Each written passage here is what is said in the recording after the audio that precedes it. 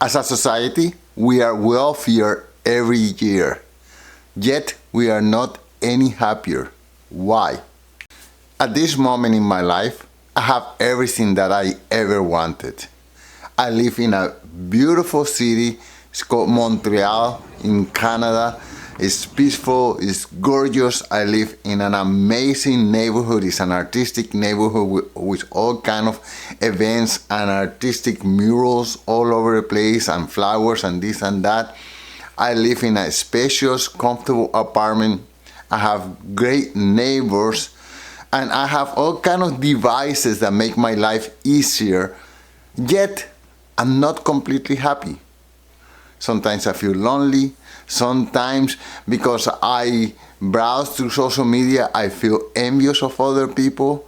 Sometimes I feel like I am not achieving enough. And this my list of unhappiness never leaves me alone. And I know that I am not the only one. Many of you perhaps feel the same thing. Why? As a society, we are wealthier than ever. We have access to more resources than any time in history. We have better healthcare, we have longer lifespans, we have technology that is just anyone 50 years ago would have gone crazy to believe that is available to us.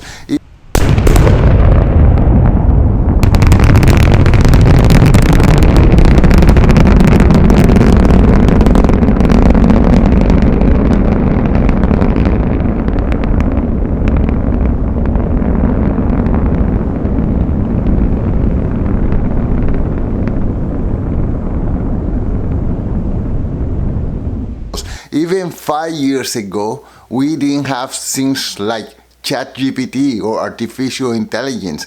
And now people are still digesting the information and the abilities, the superpowers as we as human beings have.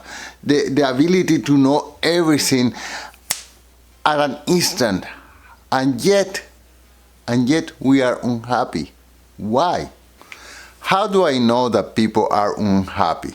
Well, every year, the General Social Service, which is an organization that asks questions to Americans, they ask this simple question, taken all together, how will you say things are these days? Will you say that you are very happy, pretty happy, or not too happy? And the responses are painting a concerning picture. Every year, the percentage of people who say that they are very happy continues to decrease. Right now, it's hovering around the 20%. Can you imagine only 20% of the US population say that they are very happy? So I was digging, looking for reasons why this unhappiness. And these are the following reasons that I came up with. The first reason that I came up with is social media and the comparison trap.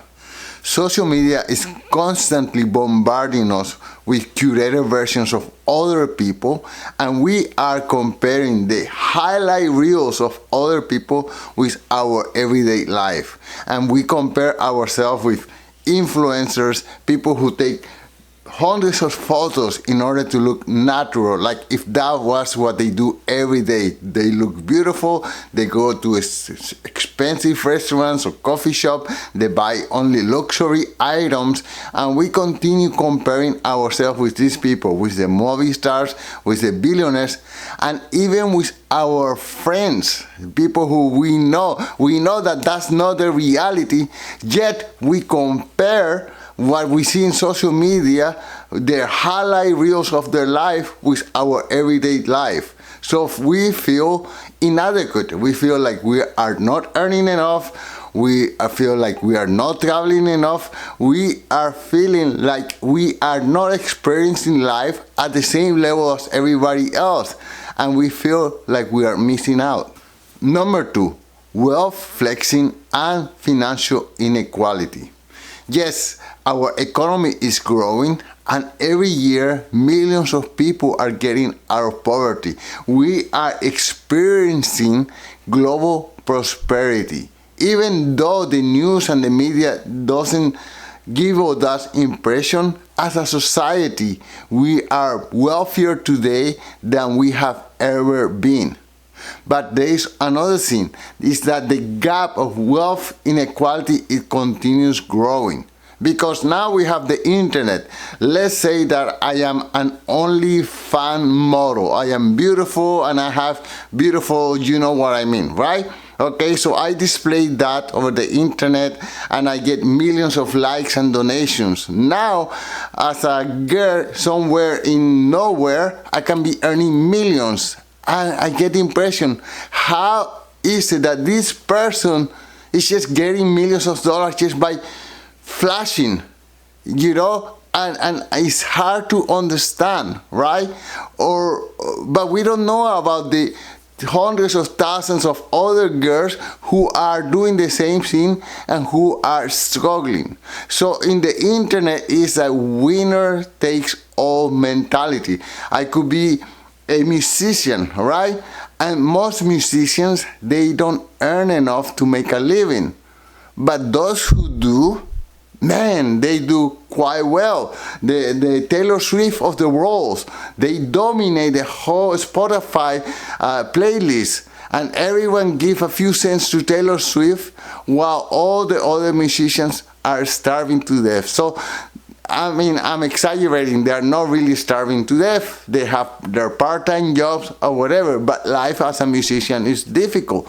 So we get to see this wealth inequality, and we feel like everybody else is getting richer other than me, and we feel it and we think it's real, but you know, it's just a small minority of people. But we continue comparing ourselves with those people who are doing much better than us, and we don't appreciate that all of us as a group, as a society, we are wealthier. We have all these tools and we have all these advantages and we have all this knowledge and we have all these increasing lifespans and all this everything. So just the illusion of wealth inequality is just one of the things that is making us unhappy. Number 3, and all of these are related, is fear of missing out, like FOMO, okay? As an investor, for example, I see that someone invested in, I don't know, Netflix, which has been doing great lately. And I didn't buy shares of Netflix, so I feel like I'm missing out. Cryptocurrencies, Bitcoin. I have always said, no, I'm not going to ever invest in Bitcoin because I don't understand it, because I don't believe the narrative, right? But at the same time, I see all these people making lots of money out of cryptocurrency, out of Bitcoin. So I feel like I'm missing out. And there are many stories like that. I see members of my own family, they are living a luxurious and grandiose life. And I feel like I am just as intelligent, I am just as hard worker and this and that, and I don't have the same level of wealth. I feel like I'm missing out. And this is even though I am financially secure. I open these videos telling you that I am wealthy, I am not missing anything in my life, I have everything, yet I feel like I'm missing out. And I know many of you feel the same thing. And this is one of the causes of our unhappiness. And number 4, the political climate and the pessimism fed to us by the media. So in the past, political events, they seem quite distant. There were elections every 4 years, and that was the only time where people were more or less interested in politics. And the rest of the time, they just went on to live the everyday life, right? But now, today, social media, Twitter or X, and the other medias, Facebook, they bring us the news every second.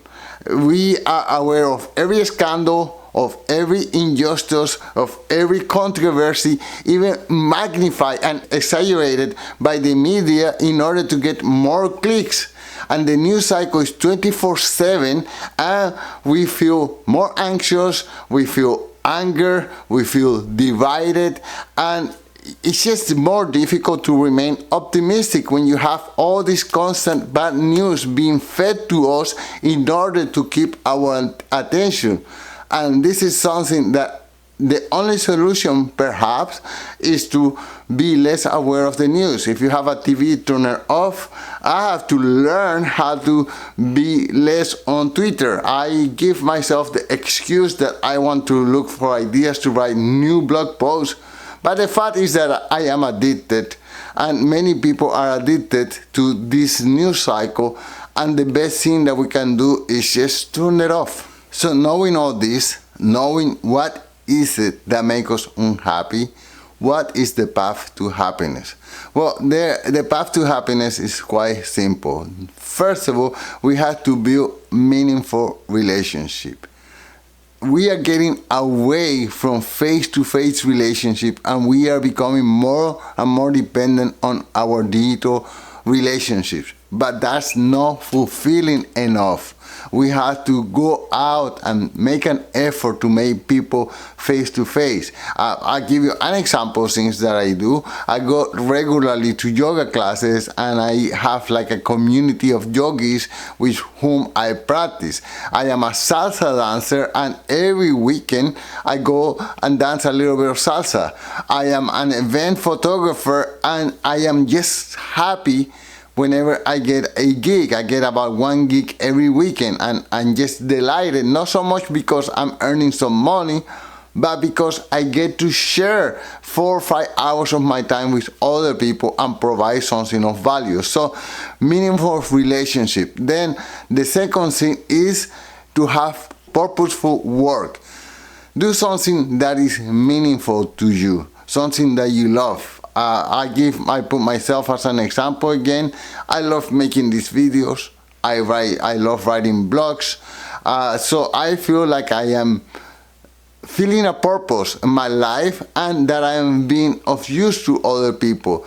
My friend Cheryl, she teaches English online, and she has students from all over the world, and she works hard, and she feels like she's feeling a purpose. She's being useful, and people appreciate what she's doing. So find something in your life that you feel like, yes, I have a purpose on life. I'm helping somebody else. And finally, practice some gratitude. You know, one of the first things that I do every day when I wake up, I feel so lucky not to have to wake up to an alarm clock.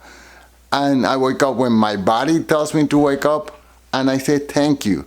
Thank you for a wonderful night. I am not a believer in God, but I feel this immense gratitude, perhaps towards my own body, towards the circumstances in my life that allows me to sleep in a dark room and wake up whenever my body wants to wake up. So just find something to be thankful for, whether it's the relationship you have with your family, whether it's the work that you love, whether it's whatever, the fact that you can eat good food.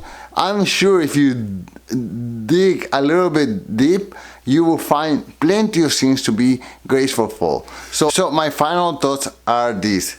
We are more wealthy than any of previous generations. Yet we are still looking for happiness.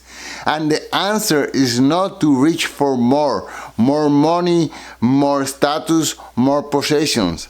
Perhaps it's the other way around, to look for less comparison, less consumerism, less fear of missing out, perhaps more living of the moment. Focus on the things that truly matters, and we can claim our happiness in our age of abundance. That's it for today. Thank you so much for listening, and until soon. Peace.